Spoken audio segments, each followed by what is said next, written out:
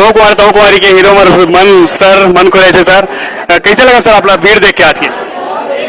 कमाल के रिस्पांस है, मजा आते हैं। हम सोचे हमारे सोच से ज्यादा हमारे जो सोचे रहे नौकर से भी बहुत ज्यादा बहुत बढ़िया रिस्पांस है। सोचा थे नया एक टाइप के प्रैक्टिकल है, पब्लिक पसंद आई नहीं आई, पर ऐसे लगा थी पब्लिक ज्यादा ही पसंद आ जी। पब्लिक बोली ऐसी फिल्म बनाओ, ऐसी फिल्म बनाओ, ऐसे बोल सकते थे।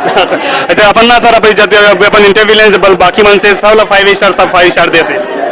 हाँ बिल्कुल 5 स्टार देना है भैया। आप मन के फिल्म है, आप मन के कलाकार है, आप मन के हर चीज है, प्रॉपर्टी सब चीज आप मन के है, 5 स्टार देना ही पड़ेगी। और फिल्म के रिव्यू जो है वो कमाल के आते, चाहे सोशल मीडिया से बोलो या फिर जो हम पब्लिक से डायरेक्टली फिजिकली लेते हैं तो कमाल के रिस्पॉन्स आते हैं। अगला फिल्म कौन सा है सर आपके भी? अगला फिल्म है अभी 14 जून से आने वाला है, हस जन पगड़ी फस जबे, सतीश जैन जी के फिल्म है जी। ठीक है सर, धन्यवाद।